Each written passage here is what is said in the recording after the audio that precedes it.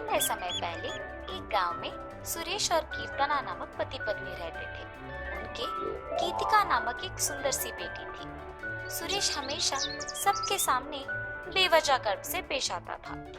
एक दिन शाम के समय में कीर्तना उनके घर पे बड़ा पाव बनाती है। कीर्तना, तुम्हारे हाथ का ये बड़ा पाव सच में बहुत स्वादिष्ट है। और इतने में उनके घर सुरेश के रिश्तेदार आते हैं। अरे सही समय पे आए हैं, मेरी बीवी अभी अभी गर्मा गर्म बड़ा पाव बना रही है, बहुत स्वादिष्ट है। कीर्तना, जरा मेरे रिश्तेदारों के लिए भी बड़ा पाव बना के ले आना। जी अभी लाई।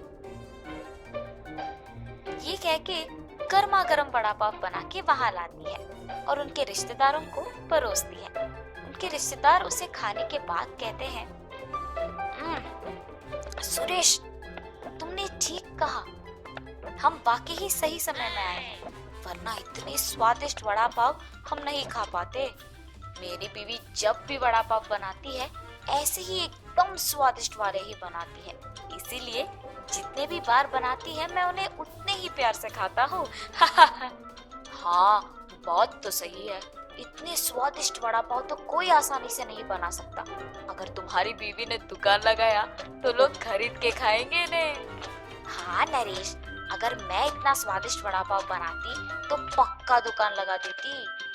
अगर मैं अपनी बीवी के साथ एक वड़ा पाव का दुकान शुरू करूंगा तो सभी वही आके खाएंगे और उन्हीं स्वादिष्ट वड़ा पाव के बारे में सारा गांव बात करेगा। ये एक अच्छा सोच है। ऐसे ही उसके रिश्तेदारों के जाने के बाद भी उसी विचार के बारे में सोचते रहता है। तब कीर्तना को नजर आता है कि उसके पति किसी सोच में पड़े हैं। उनके पास जाकर कहती है, क्या हुआ जी, किस चीज के बारे में इतना सोच रहे हैं आप? कीर्तना, तुमने तो सुना है ना कि मेरे रिश्तेदारों ने क्या कहा, हम हमारे घर के सामने ही एक वड़ा पाव का दुकान लगाएंगे।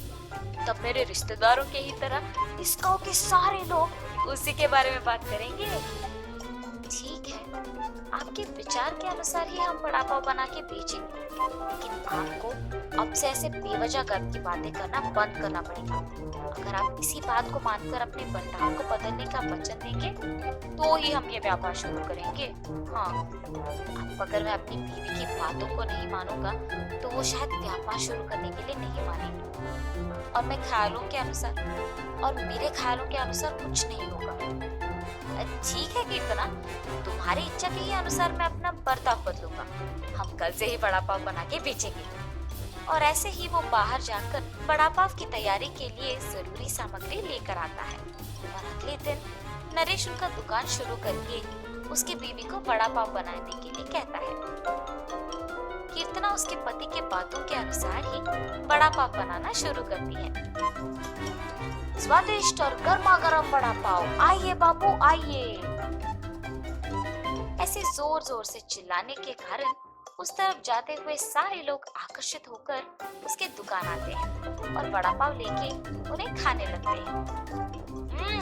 सुरेश, वड़ा पाव तो बहुत गर्म और स्वादिष्ट है। हाँ, अब तक मैंने इतने स्वादिष्ट वड़ा पाव कहीं नहीं खाया है। हाँ, मेरी पत्नी बहुत अच्छा वड़ा पाव बनाती है, उसकी तरह तो और कोई नहीं बना सकता है। ऐसे उनको वड़ा पाव देकर उनसे पैसे लेता है। उस रात को जब बैठ के वो आए हुए पैसों की गिनती करने लगते हैं तो कीर्तना कहती है, अरे वाह, पहले ही दिन हमें लाभ आया है जी। निवेश के पैसों से ज्यादा पैसे तो हमने कमाया है। क्या सच में? अगर हमने ऐसे ही इसे बरकरार रखा ना तो जल्द ही हमारा बहुत बड़ा व्यापार बन जाएगा कीर्तना। हाँ, आप सही कह रहे हैं। पहले ही दिन उतने पैसे दे पति पत्नी दोनों खुश होते हैं। ऐसे ही वो हर रोज उनके सोच के मुताबिक वड़ा पाव बना के उसे बेचते हैं और कुछ ही दिनों में उनका व्यापार अच्छा चलने लगता है। मेरे सोच के मुताबिक ही हमारा व्यापार अच्छा चल रहा है, किसी और के दुकान में तो इतने लोग ही नहीं आते हैं। कुछ दिन पहले शुरू करने के बावजूद हमारा व्यापार बाकियों से बहुत बेहतर चल रहा है। और हमेशा की तरह सुरेश वापस बेवजह के गर्व में डूब जाता है और बाकियों को भी वही बातें सुनाते रहता है। उस दिन दुकान को आए एक आदमी को वड़ा पाव लाकर देता है। मैं यहाँ जब भी वड़ा पाव खाता हूँ बहुत स्वादिष्ट होता है, एक भी बार इसका स्वाद नहीं बदला। हाँ हाँ, आपने सही कहा, मेरी बीवी बहुत अच्छा वड़ा पाव बनाती है।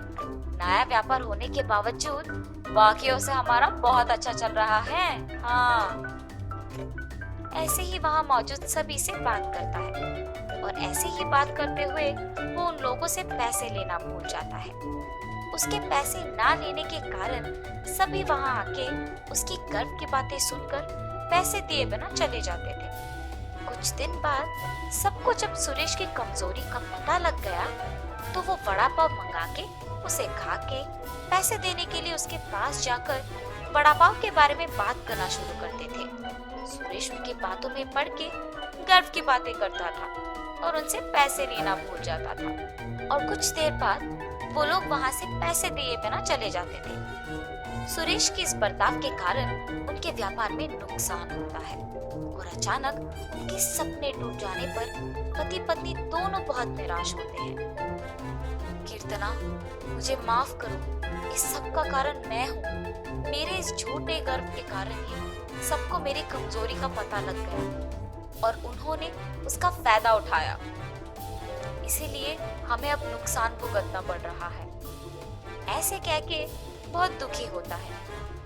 आपको अपनी गलती का एहसास हो गया, बस ये काफी है। अब से हम हमारा व्यापार ढंग से चलाएंगे। ठीक है कीर्तना।